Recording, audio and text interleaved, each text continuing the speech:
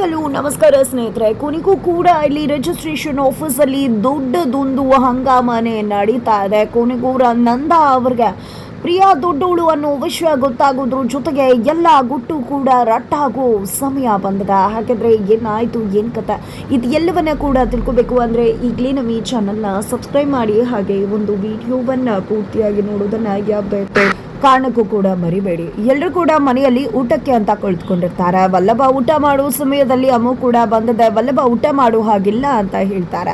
ಯಾಕೆ ವಲ್ಲಭ ಊಟ ಮಾಡೋ ಹಾಗಿಲ್ಲ ಅಂತ ಹೇಳಿ ಎಲ್ಲರೂ ಕೂಡ ಕೇಳ್ತಾರೆ. ಯಾಕೆ ಅಂದರೆ ನಾನು ವ್ರತ ಮಾಡ್ತಾ ಇದ್ದೀನಿ, ನಾನು ವ್ರತ ಮಾಡ್ತಿರೋದ್ರಿಂದ ವಲ್ಲಭ ಊಟ ಮಾಡಬಾರ್ದು ಅಂತ ಅಮ್ಮು ಹೇಳ್ತಾರೆ.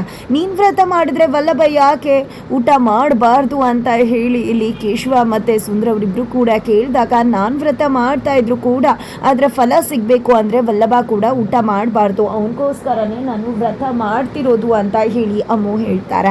ಯಾಕೆ ನಾನು ಊಟ ಮಾಡಬಾರ್ದು, ನಾನು ಊಟ ಮಾಡ್ತೇನೆ, ನಂಗೆ ಹೊಟ್ಟೆ ಹಸುವಾಗ್ತದೆ ಅಂತ ವಲ್ಲಭ ಹೇಳ್ತಿದ್ರೆ, ನೀನು ಮಾಡಬಾರ್ದು ಅಂದರೆ ಮಾಡಬಾರ್ದು ವಲ್ಲಭ, ಹೆಂಡತಿ ಗಂಡನಿಗೋಸ್ಕರ ವ್ರತ ಮಾಡ್ತಿದ್ರೆ ನೀನು ಹೇಗೆ ಊಟ ಮಾಡ್ತೀಯ, ನನ್ನನ್ನು ಬಿಟ್ಟು ಆ ರೀತಿ ಊಟ ಮಾಡಬಾರ್ದು ನೀನು ಅಂತ ಹೇಳ್ತಾರೆ. ಸರಿ ಆಯಿತು ಬಿಡು, ಊಟ ಮಾಡಬೇಡ, ಒಂದಿನ ಊಟ ಮಾಡ್ತಿದ್ರೆ ಏನೆಲ್ಲ, ಪಾಪ ಅಮ್ಮು ವ್ರತ ಮಾಡ್ತಿದ್ದಾಳಲ್ವ ನಿನಗೋಸ್ಕರ ಅಂತ ಅಮ್ಮ ಮತ್ತು ಮೀನಾ ಇಬ್ಬರು ಕೂಡ ಹೇಳ್ತಾರೆ.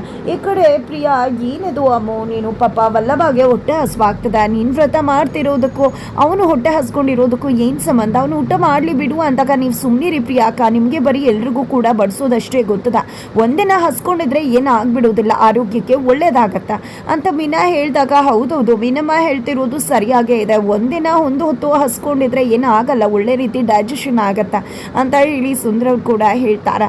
ವ್ರತ ಮಾಡೋದಷ್ಟೇನಾ, ಮತ್ತಿನ್ನೇನಾದರೂ ಇದೆಯಾ ಅಂತಿದ್ದಾಗೇನೆ, ವ್ರತ ಮಾಡೋದಷ್ಟೇ ಅಲ್ಲ, ಇವತ್ತು ವ್ರತ ಮಾಡಬೇಕು, ನಾಳೆ ವಲ್ಲಭ ನನ್ನ ದೇವಸ್ಥಾನಕ್ಕೆ ಕರ್ಕೊಂಡು ಹೋಗಬೇಕು ಅಂತ ಅಮ್ಮ ಹೇಳಿದಾಗ, ಏನೇ ಅಮ್ಮ ನಿನಗೆ ಪ್ರಸಾದ ತಿನ್ನಬೇಕು ಅನ್ನೋ ಆಸೆ ಆಗಿದೆಯಾ, ಆ ರೀತಿ ಇದ್ದಿದ್ರೆ ಅಮ್ಮನ್ನೇ ಕೇಳಿದ್ರೆ ಮಾಡ್ಕೊಡ್ತಿದ್ರಲ್ವ, ಇದೆಲ್ಲ ಬೇಕಾ ಅಂತ ಹೇಳಿ ವಲ್ಲಭ ಕೇಳಿದಾಗ, ಅಯ್ಯೋ ಪ್ರಸಾದ ಏನೇನೋ ಮಾತಾಡ್ತಿದ್ಯಲ್ಲ ವಲ್ಲಭ, ನಿನ್ನನ್ನು ದೇವಸ್ಥಾನಕ್ಕೆ ಕರ್ಕೊಂಡು ಹೋಗಬೇಕು, 1000 ಮೆಟ್ಲನ್ನು ನೀನು ನನ್ನ ಎತ್ಕೊಂಡು ಹತ್ತಬೇಕು, ಅದಾದ ನಂತರ ನೀನು ತಲೆ ಬೋಳಿಸ್ಕೋಬೇಕು ಅಂತೆಲ್ಲ ಅಮ್ಮ ಹೇಳಿದಾಗ, ಅಬ್ಬಬ್ಬಾ ವಲ್ಲಭನ ಕತೆ ಏನಪ್ಪ ಅಂತ ಹೇಳಿ ಎಲ್ಲರೂ ಕೂಡ ಅನ್ಕೋತಾರೆ. ನಂದವರು ಎಲ್ಲವನ್ನ ಕೂಡ ಹಾಗೆ ನೋಡ್ತಾ ಕೇಳಿಸ್ಕೊತಿದ್ದಾರೆ.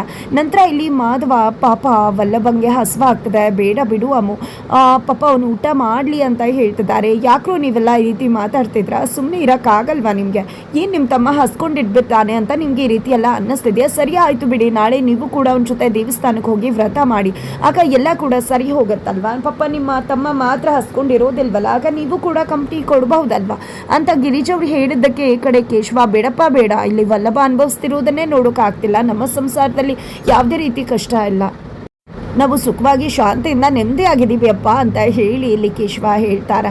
ನಂತರ ಇಲ್ಲಿ ವಲ್ಲಭ, ಅಯ್ಯೋ ನಾನು ಊಟ ಮಾಡೋಕ್ಕೂ ನೆಮ್ಮದಿ ಇಲ್ವಲ್ಲಪ್ಪ ಅಂತ ಹೇಳಿ ಎದ್ದು ಹೋಗಿಬಿಡ್ತಾರೆ.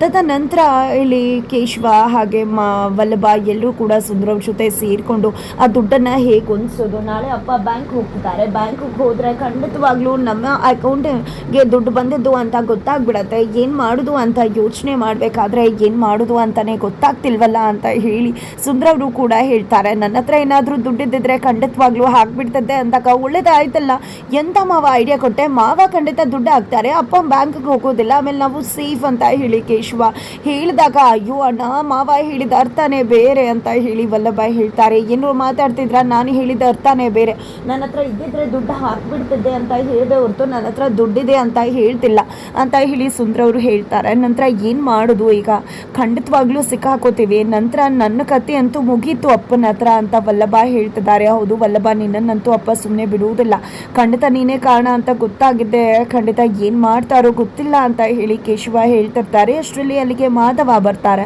ಮಾಧವ ಬಂದಿದ್ದೆ, ದಯವಿಟ್ಟು ನಿಜ ಹೇಳಿ, ಏನು ಮಾತಾಡ್ತಿದ್ರಿ ನೀವು, ನನಗೆ ಗೊತ್ತದ ಅಪ್ಪನ ಬ್ಯಾಂಕಲ್ಲಿ ದುಡ್ಡು ಕಾಣಿಸ್ತಿಲ್ಲ ಅಂದರೆ ಅದಕ್ಕೆ ಕಾರಣ ನೀವೇನೇ ಅಲ್ವಾ ವಲ್ಲಭ, ನಿನ್ನಿಂದಾನೇ ಅಲ್ವಾ ಇದೆಲ್ಲ ಆಗಿದ್ದು, ನೀನು ನನಗೋಸ್ಕರ ಅಪ್ಪನ ಹತ್ರ ಅವತ್ತು ದುಡ್ಡು ತೊಗೊಂಡ್ಯಾ ಅಂತ ಹೇಳಿ ಕೇಳಿದಾಗ ಅವರು ಒಪ್ಕೊಳ್ಳೋದಿಲ್ಲ. ಬಟ್ ಇಲ್ಲಿ ಸುಂದರ ಅವರು, ಹೌದು ನಿನಗೋಸ್ಕರನೇ ಅವ್ರು ಈ ರೀತಿ ಮಾಡಿದ್ದು, ಅವತ್ತು ವಲ್ಲಭನ ಹತ್ರ 5,000 ಆಯಿತು, ಇನ್ನು 5,000 ಫ್ರೆಂಡ್ ಹತ್ರ ಇಸ್ಕೊಂಡ, ಇನ್ನು 11,000 ಹೊಂದ್ಸೋಕ್ಕಾಗಲಿಲ್ಲ, ಆಗ 1,000ನ ಗಲ್ಲಪೆಟ್ಟಿಗೆಯಿಂದ ಕೇಶವ ತೆಗೆದುಕೊಟ್ಟ, ಇನ್ನು 10,000ನ ಬ್ಯಾಂಕ್ ಅಕೌಂಟಿಂದ ತನ್ನ ಅಕೌಂಟ್ಗೆ ಟ್ರಾನ್ಸ್ಫರ್ ಮಾಡಿಕೊಂಡು ನಿನಗೆ ಕಳಿಸ್ತಾ ಅಂತ ಹೇಳಿ ಸುಂದರ್ ಅವರು ಹೇಳ್ತಾರೆ. ಇಲ್ಲ, ನನ್ನಿಂದಾನೇ ಇಷ್ಟೆಲ್ಲ ಆಗಿತ್ತು, ನೀವು ಯಾಕೆ ಆ ರೀತಿ ಮಾಡೋಕೆ ಹೋದ್ರಿ ಅಂತಕ, ಇನ್ನೇನಣ ಮಾಡಬೇಕಿತ್ತು, ನೀನು ಮತ್ತೆ ಅದಕ್ಕೆ ಹನಿಮೂನ್ಗೆ ಹೋಗಿದ್ದೀರಾ, ಅಲ್ಲಿ ಬೀದಿಲಿ ನಿಂತ್ಕೊಂಡಿದ್ರ, ಆ ರೀತಿ ನೋಡೋದಕ್ಕೆ ನಮಗೆ ಹೇಗೆ ಮನಸ್ಸಾಗುತ್ತೆ, ಅದೇ ಕಾರಣಕ್ಕೆ ನಮಗೆ ಆ ರೀತಿ ನಿನ್ನನ್ನು ನೋಡೋಕ್ಕಾಗಿಲ್ಲ, ಹಾಗಾಗಿ ಆ ರೀತಿ ಮಾಡಿದ್ವಿ, ನೀನೇನು ಯೋಚನೆ ಮಾಡಬೇಡ, ಇದನ್ನು ನಾವು ಬಗೆಹರಿಸ್ತೀವಿ ಅಂತ ಕೇಶವ ವಲ್ಲಭ ಹೇಳ್ತಾರೆ.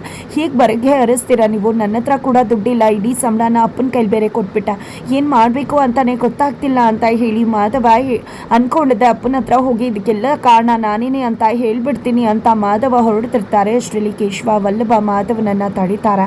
ಏನು ಮಾಡ್ತಿದ್ಯಾ ನೀನು, ಯಾವುದೇ ಕಾರಣಕ್ಕೂ ನಿನ್ನ ವಿಷಯನ ಅಪ್ಪನ ಹತ್ರ ಹೇಳಬಾರ್ದು, ಪ್ರಾಮಿಸ್ ಮಾಡಬೇಕು ಅಂತ ಹೇಳಿ ಕೇಳ್ತಾರೆ. ಬಟ್ ಪ್ರಾಮಿಸ್ ಮಾಡಲ್ಲ ಮಾಧವ. ಆದರೆ ಇಲ್ಲಿ ವಲ್ಲಭ ಕೇಶವನ ಪ್ರಾಮಿಸ್ ಮಾಡಿಸ್ಕೊಂಡು ಬಿಡ್ತಾರೆ. ನಂತರ ಮಾಧವ ಅವರು ನನಗೆ ಸಮಯ ಬಂದರೆ ಖಂಡಿತ ನಾನು ಹೇಳ್ತೀನಿ ಅಂತ ಹೇಳಿ ಹೇಳ್ತಾರೆ. ಹೇಳಲೇ ಕೂಡ್ದು ಅಂತ ಕೂಡ ವಲ್ಲಭ ಮತ್ತು ಕೇಶವ ಹೇಳ್ತಾರೆ.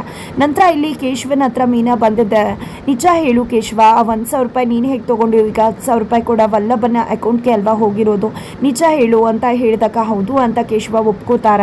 ಇದನ್ನು ಮಾಧವ ಭಾವ ಹಾಗೆ ಪ್ರಿಯಾಕಂಗೋಸ್ಕರನೇ ಅಲ್ವಾ ಮಾಡಿದ್ದು, ಅದರಿಂದಾಗಿ ಎಷ್ಟೆಲ್ಲ ಪ್ರಾಬ್ಲಮ್ ಆಗ್ತದೆ. ಈಗ ನಿಜ ಹೇಳಬೇಕು ಅಂದರೆ ಅವತ್ತು ನಾನು ಕೇಳಿದಾಗಲೇ ನಾನು ದುಡ್ಡು ಕೊಟ್ಬಿಟ್ಟಿದ್ದರೆ ಖಂಡಿತವಾಗ್ಲೂ ಇಷ್ಟೆಲ್ಲ ಆಗ್ತಾನೆ ಇರಲಿಲ್ಲ, ಇದಕ್ಕೆಲ್ಲ ಕಾರಣ ನಾನೇ ಆಗಿಬಿಟ್ಟೆ. ಈಗ ಮತ್ತೆ ವಲ್ಲಭ ಮಾವನ ಹತ್ರ ತಪ್ಪಿತಸ್ಥನ ಸ್ಥಾನದಲ್ಲಿ ನಿಂತ್ಕೋಬೇಕಾಗತ್ತೆ, ಏನು ಮಾಡೋದು ಅಂತ ಹೇಳಿ ಮೀನಾ ಯೋಚನೆ ಮಾಡಬೇಕಾದ್ರೆ ನೀನು ಯಾಕೆ ಯೋಚನೆ ಮಾಡ್ತಿದ್ಯಾ ಮೀನಾ, ಖಂಡಿತವಾಗ್ಲೂ ಎಲ್ಲ ಸೋಟೋಟ ಆಗತ್ತೆ, ದುಡ್ಡನ್ನು ಹೊಂದಿಸ್ತೀವಿ, ದುಡ್ಡನ್ನು ಹೊಂದಿಸಿ ಬ್ಯಾಂಕಿಗೆ ಹಾಕಿದ್ರೆ ಅಪ್ಪ ಬ್ಯಾಂಕ್ ಹೋಗೋದಿಲ್ಲ, ಅದರ್ವೈಸ್ ಇಲ್ಲ ಅಂದರೆ ನೇರವಾಗಿ ಅಪ್ಪನ ಹೆದರಿಸೋದು ಅಷ್ಟೇ.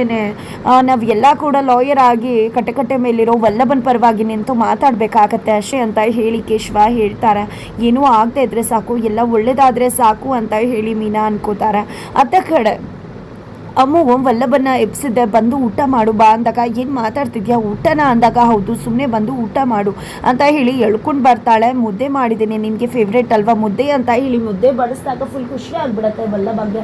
ಇಷ್ಟೊತ್ತು ಹಸ್ಕೊಂಡಿದ್ದಕ್ಕೂ ಕೂಡ ಸಾರ್ಥಕ ಆಯಿತು ಅಂತ ಹೇಳಿ. ಆದರೆ ಮುದ್ದೆನ ಮುರಿಯೋಕ್ಕೂ ಕೂಡ ಆಗ್ತಿಲ್ಲ. ಇಲ್ಲಿ ಅಮ್ಮು ಕೂಡ ಮುರಿಯೋಕೆ ಹೋಗ್ತಾಳೆ, ಆಗ್ತಿಲ್ಲ. ಇಂಥ ಮುದ್ದೆಯನ್ನು ನಾನು ಇಡೀ ಜನ್ಮದಲ್ಲೇ ನೋಡಿಲ್ಲ, ಏನು ಈ ರೀತಿ ಮುದ್ದೆ ಮಾಡೋದಾ ಅಂದಾಗ, ಸ್ವಲ್ಪ ಯಾಕೋ ಗಟ್ಟಿ ಆಗಿಬಿಟ್ಟಿದೆ ಅಂದಾಗ, ಇದು ಗಟ್ಟಿ ಆಗಿರೋದಲ್ಲ, ಇದು ಬಾಲ್ ಆಗಿಬಿಟ್ಟಿದೆ ಅಂತ ಹೇಳಿ ಹೇಳ್ತಿದ್ದಾರೆ. ಈ ಬಾಲನ್ನು ಹೇಗಪ್ಪ ತಿನ್ನೋಕ್ಕಾಗತ್ತಾ, ಇರು ಸ್ಪೂನಿಂದ ತೆಗಿಯೋಕೆ ಟ್ರೈ ಮಾಡ್ತೀನಿ ಅಂತ ಸ್ಪೂನಿಂದ ಟ್ರೈ ಮಾಡ್ತಾರೆ, ಸ್ಪೂನೇ ಮುರಿದು ಹೋಗುತ್ತೆ. ಎಂಥ ಒಂದು ಮುದ್ದೆ ಮಾಡಿದೆ ನೀನು, ಗ್ರೇಡ್ ಸ್ಕೂಲಲ್ಲಿ ಇರುತ್ತಲ್ವಾ ಚೆಂಡು ಎಸೆತ ಅದೇನು ಆ ರೀತಿ ಇದೆ ಇದು ಅಂತ ಹೇಳಿ ವಲ್ಲಭ ಅಮ್ಮನ ರೇಗಿಸ್ತಿದ್ದಾರೆ. ಈ ಕಡೆ ಅಮ್ಮು ನಿನಗೋಸ್ಕರ ಮುದ್ದೆ ಮಾಡಿದೆ, ಬಟ್ ಈ ರೀತಿ ಆಗುತ್ತೆ ಅಂತ ಗೊತ್ತಿರಲಿಲ್ಲ, ಸ್ವಲ್ಪ ಹಾಳಾಗ್ಬಿಟ್ಟಿದೆ ಅಂದಾಗ ಸ್ವಲ್ಪ ಅಲ್ಲ ತುಂಬ ದೊಡ್ಡದಾಗೆ ಆಗಿದೆ ಅಂತ ಹೇಳಿ ವಲ್ಲಭ ಹೇಳ್ತಾರೆ.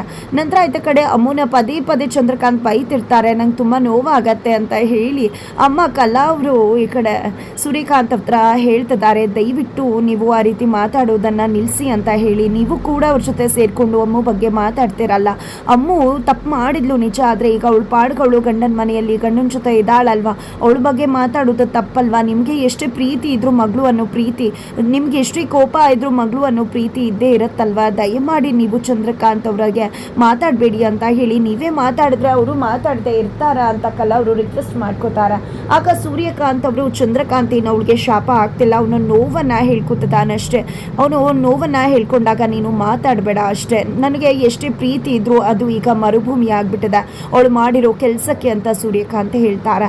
ನಂತರ ಮರುದಿನ ಎಲ್ಲರೂ ಕೂಡ ಮಾಧವ ಮತ್ತು ಪ್ರಿಯಾ ಮದುವೆ ರಿಜಿಸ್ಟರ್ ಮಾಡಿಸ್ಬೇಕು ಅನ್ನೋ ಕಾರಣಕ್ಕೆ ರಿಜಿಸ್ಟ್ರೇಷನ್ ಆಫೀಸ್ಗೆ ಹೋಗಿದ್ದಾರೆ. ರಿಜಿಸ್ಟ್ರೇಷನ್ ಆಫೀಸಲ್ಲಿ ಆಧಾರ್ ಕಾರ್ಡ್ ಕೊಡಿ ಅಂದಾಗ ಪ್ರಿಯಾ ಆಧಾರ್ ಕಾರ್ಡನ್ನು ಮಾಧವ್ ಅವರು ಕೊಡ್ತಿದ್ದಾಗೆ ಆಧಾರ್ ಕಾರ್ಡ್ ಕೆಳಗಡೆ ಬೀಳುತ್ತಾ, ಆಗ ನಂದವರು ಎತ್ಕೋತಾರೆ ಕೊಡಲಿಕ್ಕೆ ಅಂತ, ಆಗ ಡೇಟ್ ಆಫ್ ಬರ್ತ್ ನೋಡ್ತಾರೆ. ಇಲ್ಲಿ ಕೊಡಿ ಆಧಾರ್ ಕಾರ್ಡ್ನ ಅಂತ ಆಫೀಸರ್ ಕೇಳ್ತಿದ್ರೆ, ಇಲ್ಲ ನಮ್ಮ ಒಂದು ಫ್ಯಾಮಿಲಿಯಲ್ಲಿ ಪ್ರಾಬ್ಲಮ್ ಆಗಿದೆ, ನಾವು ಅದನ್ನು ಸಾರ್ಟ್ ಔಟ್ ಮಾಡಿ ಬರ್ತೀವೋ ಇಲ್ವೋ ಹೇಳೋಕ್ಕಾಗಲ್ಲ, ನೀವು ಬೇರೆಯವ್ರದನ್ನು ಮಾಡಿ ಅಂತ ಹೇಳಿದೆ. ನಂದವರು ಹೊರಗಡೆ ಬಂದಿದ್ದೆ, ನಿಮ್ಮ ಅತ್ತೆ ಮಾವನನ್ನು ಕರ್ಸಪ್ಪ ಅಂತ ಮಾಧವಂಗೆ ಹೇಳ್ತಾರೆ. ಅಲ್ಲಿಗೆ ಅತ್ತೆ ಮಾವ ಬರ್ತಾರೆ. ಏನಣ್ಣ ಏನು ವಿಷಯ ಅಂತ ವೀಣಾ ಅವರು ಕೇಳ್ತಿದ್ರೆ, ಇಲ್ಲಿ ಪ್ರಿಯಾ ನಮ್ಮ ಮಗನಿಗಿಂತ 1 ವರ್ಷ ದೊಡ್ಡವಳ ಅಂತ ಹೇಳಿ ನಂದವರು ಕೇಳ್ತಿದ್ದಾರೆ. ಎಲ್ಲರೂ ಕೂಡ ಗಾಬರಿ ಆಗ್ತಿದ್ದಾರೆ. ಕೊನೆಗೂ ಇಲ್ಲಿ ಪ್ರಿಯಾ ಮುಚ್ಚಿಟ್ಟ ಸತ್ಯ ಬಯಲಾಗ್ತದೆ. ಜಸ್ಟ್ ಇದು ಒಂದು ಸತ್ಯ ಬಯಲಾಗತ್ತಾ ಅಥವಾ ಉಳಿದಿರೋ ಸತ್ಯಗಳು ಕೂಡ ಬಯಲಾಗತ್ತಾ ಅನ್ನೋದನ್ನ ಕಾದು ನೋಡಬೇಕಿದೆ.